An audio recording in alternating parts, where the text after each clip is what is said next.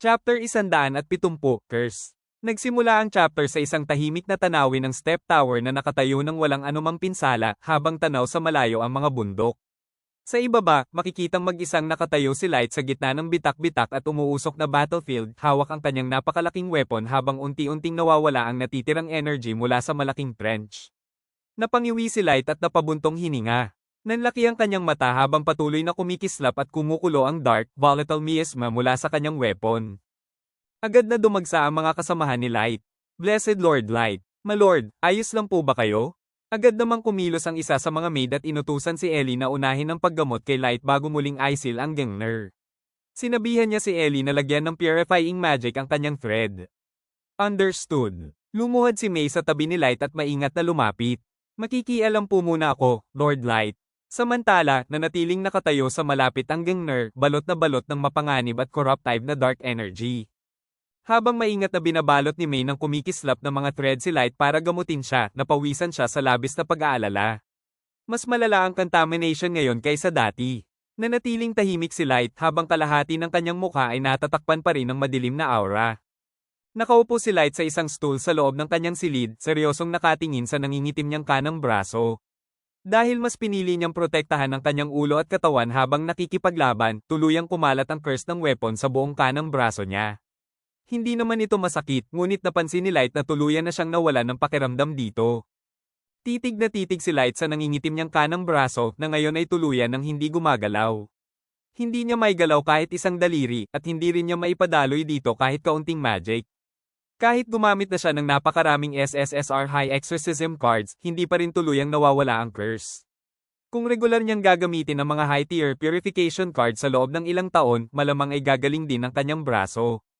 Pero para kay Light, wala siyang panahong masasayang. Hindi siya maaaring huminto kahit saglit. May mga misyon pa siyang kailangang tapusin, paghihiganting kailangang isakatuparan, at isang katotohanang kailangan niyang mabunyag.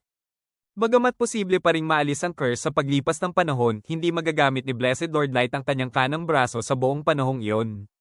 Kaya, sa sitwasyon niya, ito ang pinakamakatwirang desisyon.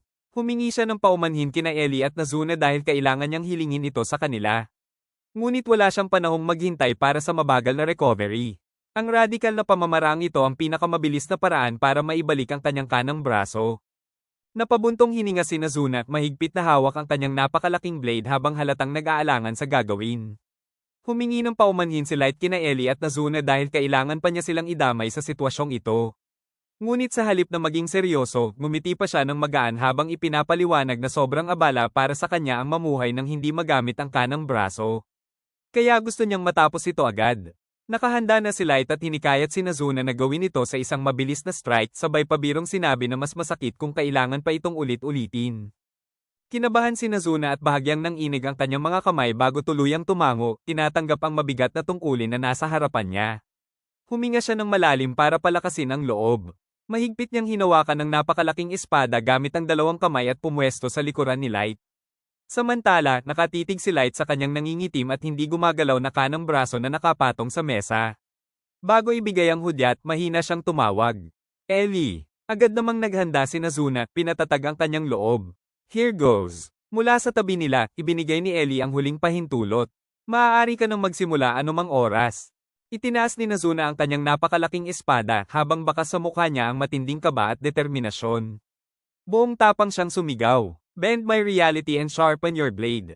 Prometheus. Biglang bumalat ang maningning na enerhiya sa kanyang espada na nagbigay liwanag sa buong silid. Matatag niyang itinoon ang kanyang tingin sa target sa kamariing nagnitngit ang ngipin bago ibinaba ang espada sa isang mabilis at tiyak na strike. Sa isang mabilis na slash, tuluyang nahiwalay ang nangingitim na braso ni Light at nanatiling nakahiga sa mesa. Walang pag-aalinlangan, agad na lumapit si Ellie at itinaas ang kanyang kamay patungo sa sugat.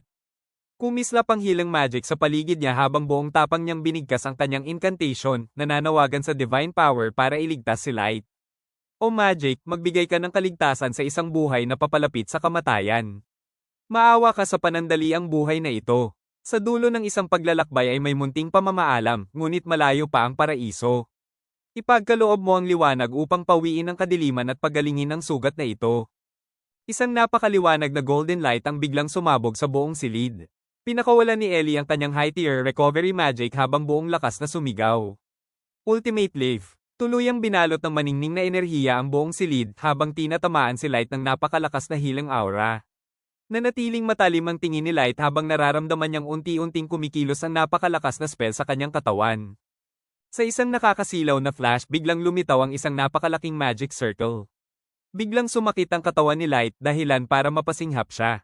Sa ilalim ng epekto ng magic, mabilis na nabuo muli ang kanyang kanang braso habang unti-unting nagre-reconstruct ang mga tissue at muscle hanggang sa tuluyang maibalik ang nawalang bahagi. Umiling si Light habang napasigaw sa matinding sakit. Mabilis na nabuo ang kanyang bagong kanang braso habang unti-unting nagre-reconstruct ang muscle, veins, at buto hanggang sa tuluyang mabuo. Sa gilid, parehong nanlaki ang mga mata ni na Ellie at Nazuna sa nakakatakot ngunit kamanghamanghang tanawin. Namuuli ng luha sa mga mata ni Nazuna dahil sa tindi ng sandali. Nang tuluyang humina ang magic, napayuko si Light sa kanyang kinauupuan at huminga ng mabigat. Sa wakas, natapos din ang masakit na proseso ng regeneration. Mahigpit na kinuyam ni Light ang bagong regenerated niyang kanang kamao, sinusubukan ng galaw habang tuluyan ng bumabalik ang pakiramdam sa kanyang braso. Pagtingala niya, ngumiti siya ng taos puso at mainit. Maraming salamat sa inyong dalawa. Dahil sa inyo, naibalik ang braso ko. Maliwanag pa rin ang kaba sa mukha ni Nazuna habang bahagyang namumuo ang luha sa kanyang mga mata. Lord Light, may nararamdaman ka pa bang sakit kahit saan? Napalitan ng ginhawa ang tensyon ng marahang tapikin ni Light ang ulo ni Nazuna. Ayos lang ako. Salamat sa pag-aalala mo. Bahagyang ngumiti si Nazuna habang sumandal sa kanyang kamay, tuluyan nang nawala ang dati niyang kaba. Pinanood sila ni Ellie at napabuntong hininga sa inis. Hay nako, Miss Nazuna. Sa kabila nito, nakahinga rin ng maluwag si Ellie, labis na natutuwa na tuluyan ng gumaling ang braso ni Light. Napatingin si Ellie sa putol na braso na nasa ibabaw ng mesa bago magalang na nagtanong kay Light. Lord Light, ano po ang balak ninyong gawin sa braso ninyo? Kung ayos lang sa inyo, maaari ko po ba itong kunin para sa research? Agad namang pumayag si Light. Sige, sa'yo na iyon. Napag-usapan nila na marami pa ring hindi alam tungkol sa God Requiem Gengner, lalo na sa kakaibang curse na taglay nito. Dagdag ni Ellie, kamakailan ay gumanda ang kanilang appraisal ability, kaya mas marami na silang detalyeng nakikita kaysa dati. Tumango si Light at sumang-ayon. Oo, nagulat din talaga ako nang subukan ko itong eye appraise mismo. Naalala ni Light na nung una niyang sinubukang eye appraise ang Gengner, halos lahat ng description nito ay hindi mabasa. Ang tanging malinaw na bahagi ay A spear, that, God. Ngunit matapos niyang alisin ang second seal at talunin si Dago, nagbago ang nakasulat. A spear, that, burial, God. Napaisip si Light kung ang pagbabagong ito ay dahil sa pag-unseal niya ng kapangyarihan ng weapon, paggamit nito sa labanan, o matapos nitong talunin ang isang master tier na kalaban gaya ni Dago. Hindi niya matukoy kung alin ang tunay na dahilan, kaya napahawak siya sa baba. Mukhang nananatili pa ring isang napakalaking misteryo ang Gengner. Tahimik namang sumang-ayon si Ellie sa kanyang sinabi. Hiniling ni Light kay Ellie na ipaalam sa kanya ang anumang matuklasan nito sa kanyang investigation na agad naman itong sinang-ayunan. Nang aalis na si Light, bigla siyang huminto at tinawag si Ellie. Napansin ng kanyang pag-aalinlangan, agad itong nagtanong kung may problema ba. Sa halip na sumagot, marahang iniabot ni Light ang kamay at hinawakan ng pisngi ni Ellie. Bahagyang nanlaki ang mga mata nito, nagulat sa bigla niyang kilos. Marahang nakalapat ang bagong regenerated na kamay ni Light sa pisngi ni Ellie habang taos-puso siyang nagpapasalamat sa mahalagang papel nito sa pagbalik ng kanyang kanang braso.